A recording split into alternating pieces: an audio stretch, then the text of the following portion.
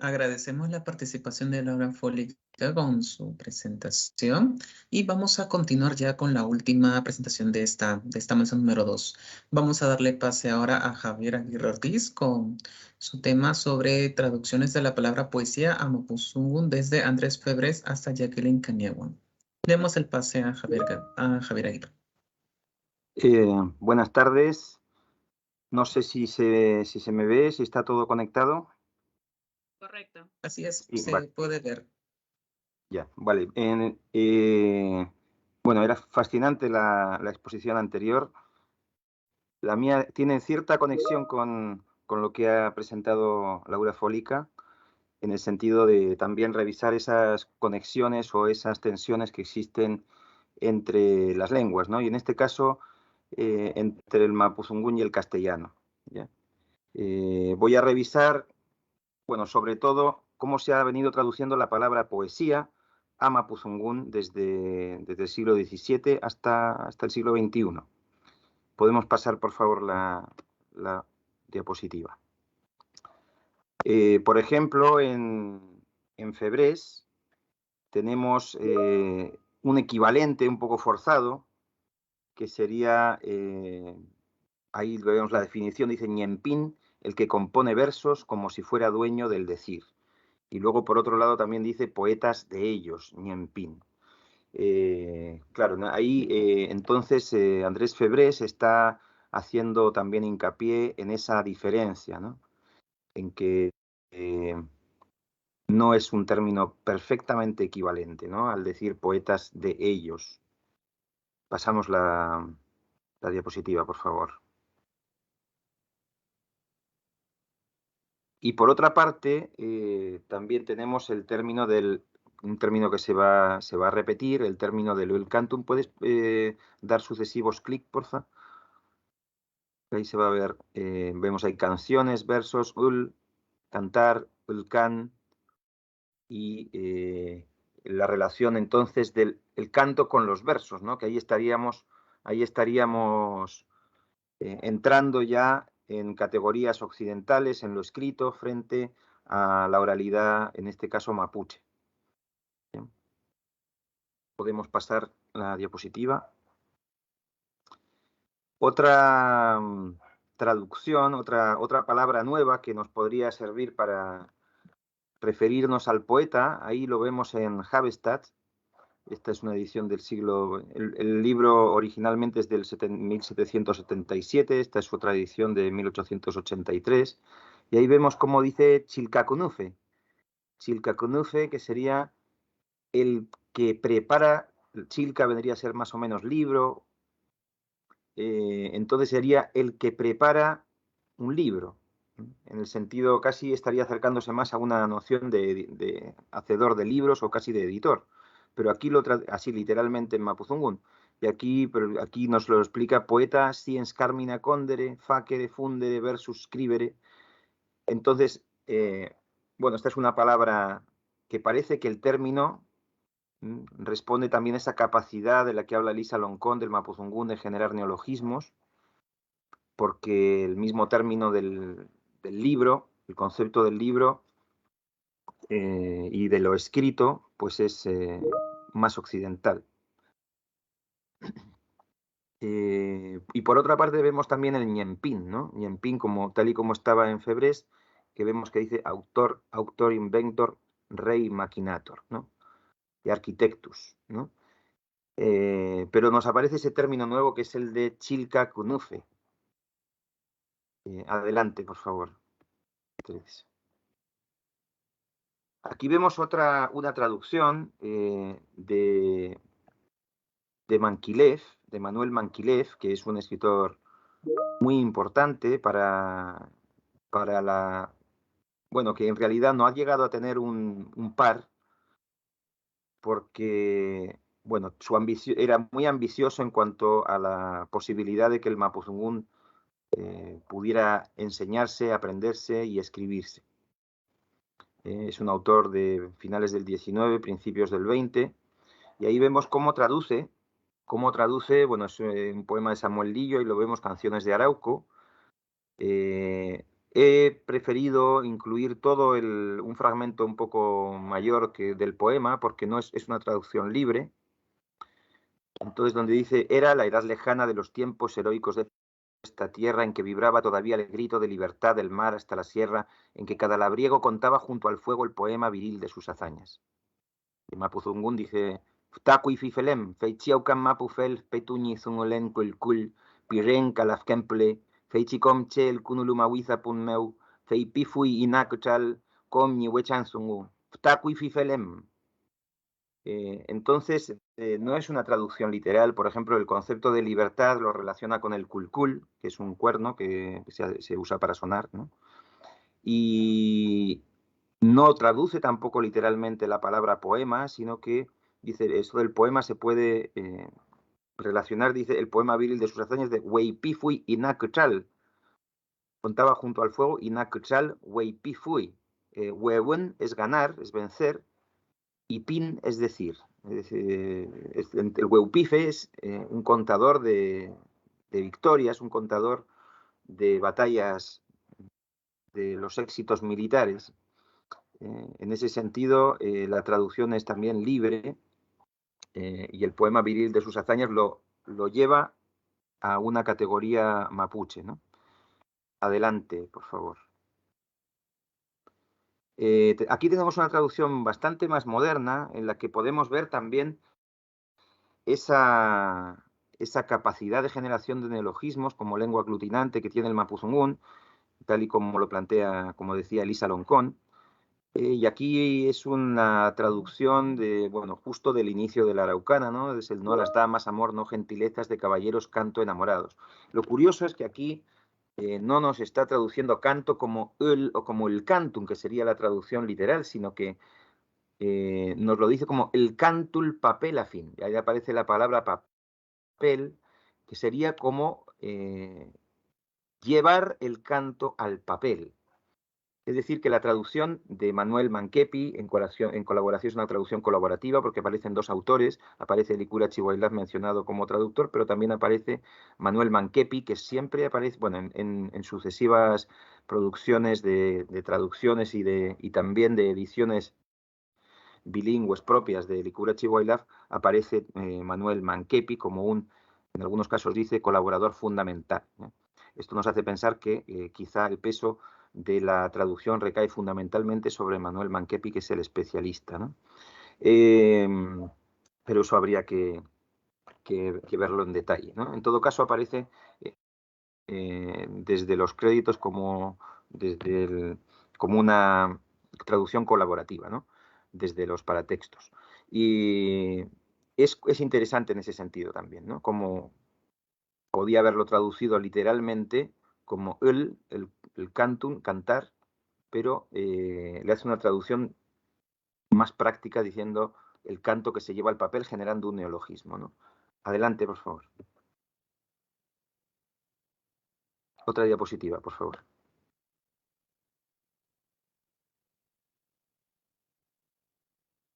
Ahí tenemos también la relación que existe entre el canto y la poesía mapuche en el mismo título de una antología que fue publicada en Estados Unidos, en inglés, y parcialmente trilingüe, ¿no?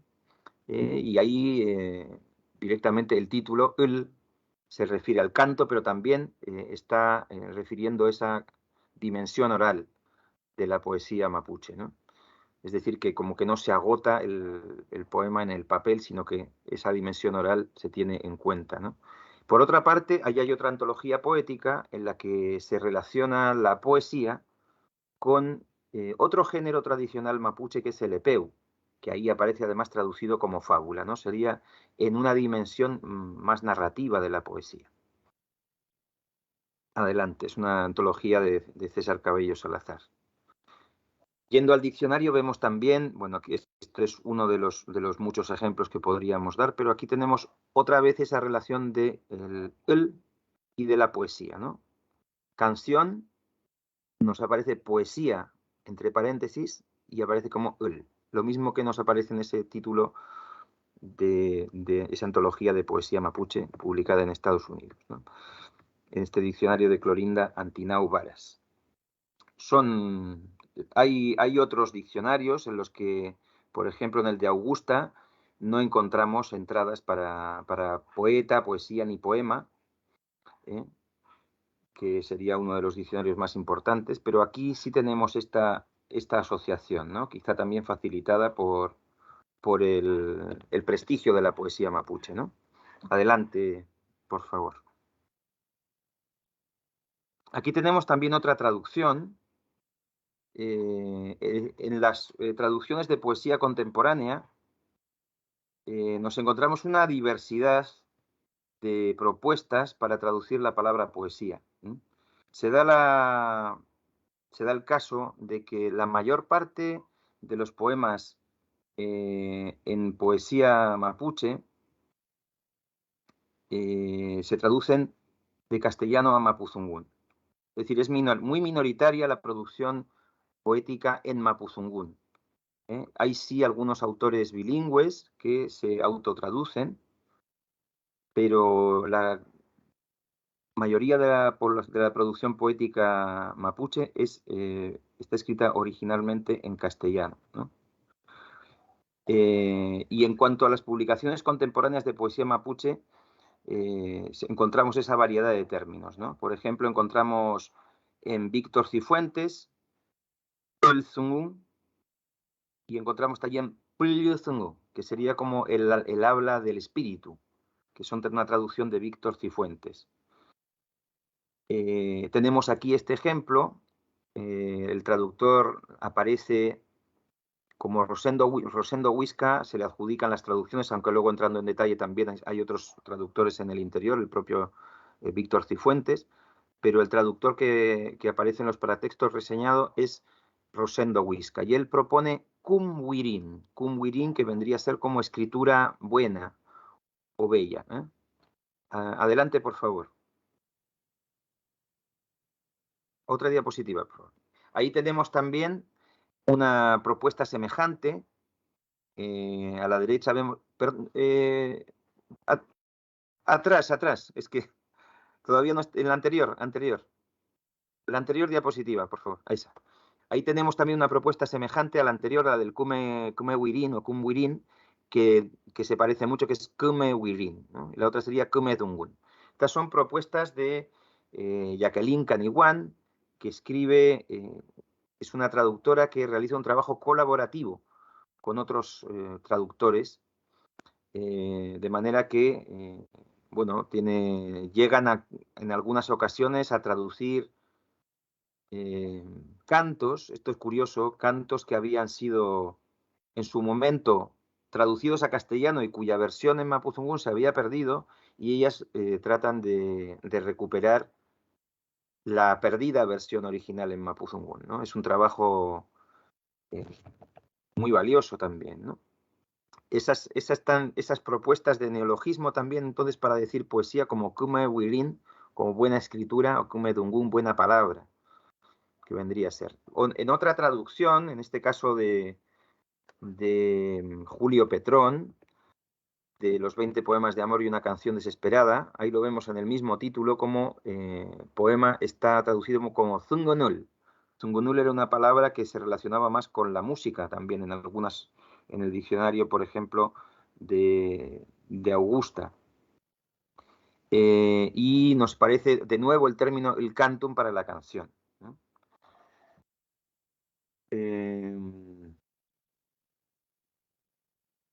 Resulta curiosa la coincidencia de dos de estos términos que hemos visto para traducir poesía en un poema de Juan Paulo Guirimilla, el cantum por la poesía, que es vertido al mapuzungún por Víctor Cifuentes como el cantum pliuzungumeu.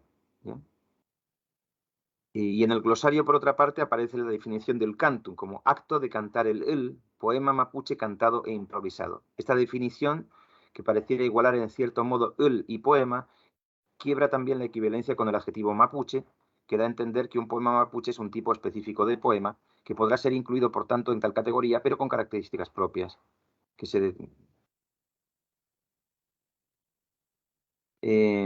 Para la palabra poeta, el cantufe ha sido también, el cantufe es cantante en mapuzungún, y también se ha usado para referirse al poeta. Adelante, por favor. Otra diapositiva, por favor. Aquí tenemos a un poeta que escribe en mapuzungún y en castellano, pero que parte cantando, ¿no? Leonel Lienlaf, con su libro Nepeiñi en Oñón Piuqué, que es el que inició la visibilización de la poesía mapuche, y terminó con la creencia de que la poesía mapuche no existe, que hasta entonces era bastante mayoritaria. Tiene un lugar, un sitio en la Biblioteca Cervantes, una página de la Biblioteca Cervantes en la que podemos escuchar audios solo en mapuzungún, ¿no? Un poco parecido a lo que Laura Fólica nos contaba de la revista Boletín Titicaca, si no recuerdo mal. Y aquí también está la poesía de Leonel Lienlaf, el canto, el canto, el solo en mapuzungún, en el sitio de la Biblioteca Cervantes, ¿no? Uno de esos cantos, bueno, el propio Raúl Zulita explica en el prólogo que escribió para Nepeiñi Ñón Piuqué, para Se ha despertado el ave de mi corazón, explica esa profunda conexión de la poesía y el canto, ¿no? Y de cómo descubrió la verdadera dimensión de la poesía de Leonel Lienlaf escuchándole cantarla, ¿no? Y uno de los poemas que escribe también, ¿no? Que se nos ofrece escritos en ese libro. Este es un fragmento, ¿no? Dice, Lautraro quintupa eneu, quintupaiche que watuam piukeyengu cal cantum meu. Mi pillu lautraro wichayawi wentemapu, ¿no? Dice, Lautraro quintupa eneu, Lautraro vino a buscarme, quintupaiche, vino a buscar gente que watuam para luchar piukeyengu con el corazón, el cantum meu, y con el canto, ¿no? Leonel Lienlaf suele referirse a su poesía como canto también desde su escritura, ¿no? Y siempre hay una tensión entre la versión en mapuzungún y la versión en castellano, ¿no? Y es muy interesante, bueno, compararlas, así como hizo Melissa Stocco en su tesis doctoral, y ver que efectivamente aquella vieja noción de la equivalencia de las versiones que planteó en su día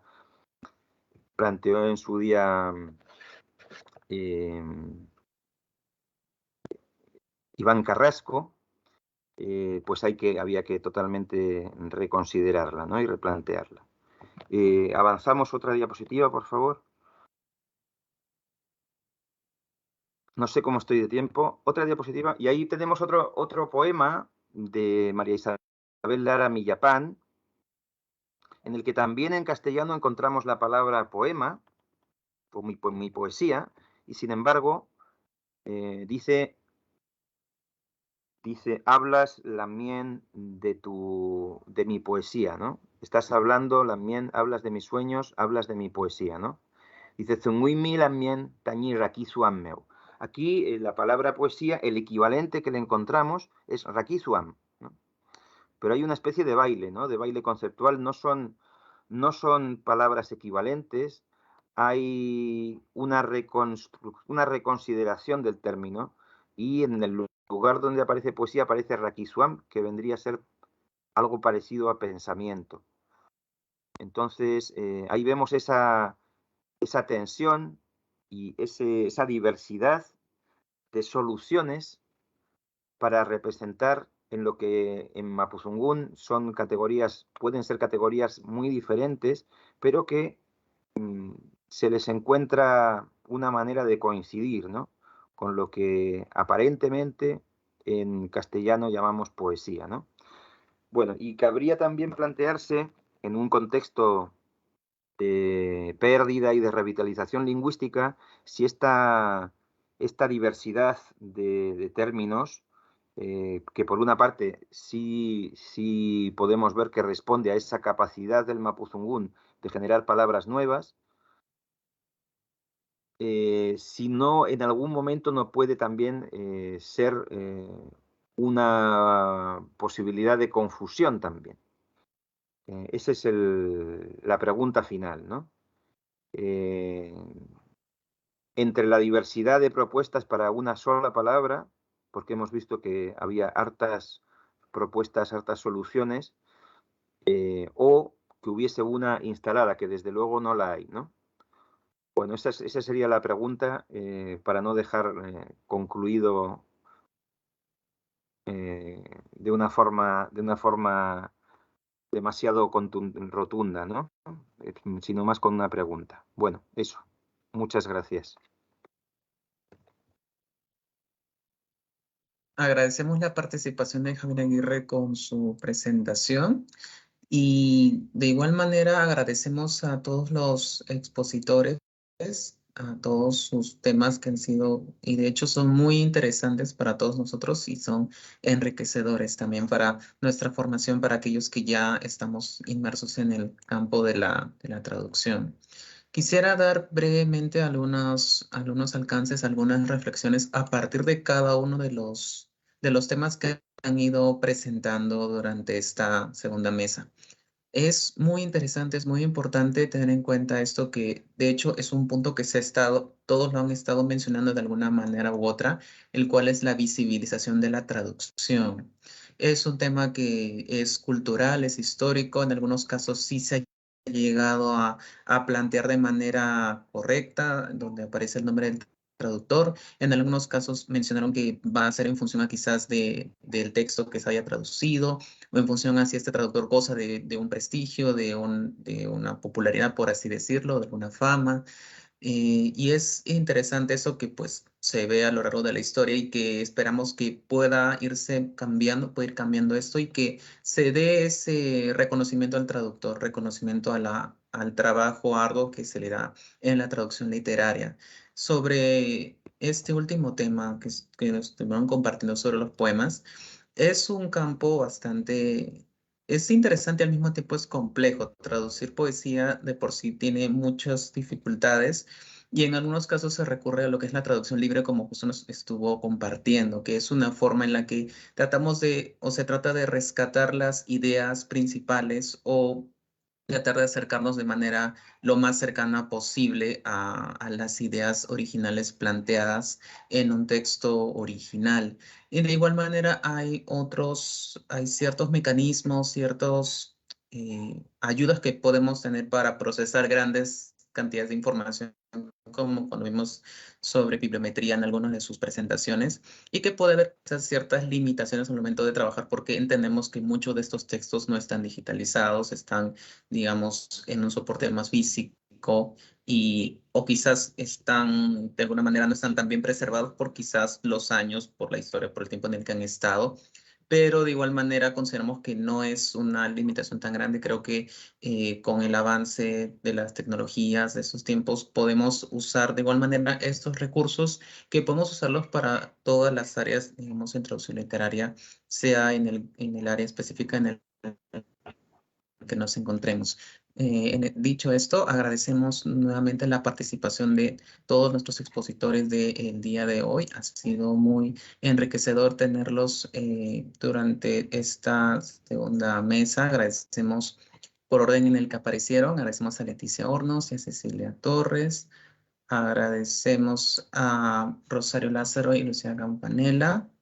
Agradecemos a Laura Fólica y agradecemos a Javier Aguirre, a todos por el tiempo que se han tomado para estar con nosotros durante la realización de este evento.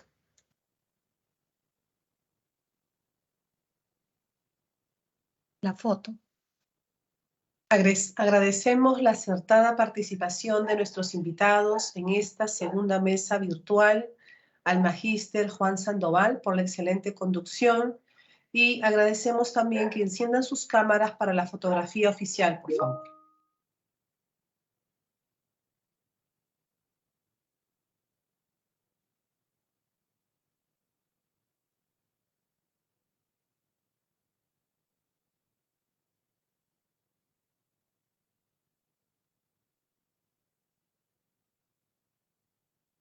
Voy a proceder a tomar la foto. 3, 2, 1. Listo, muchas gracias.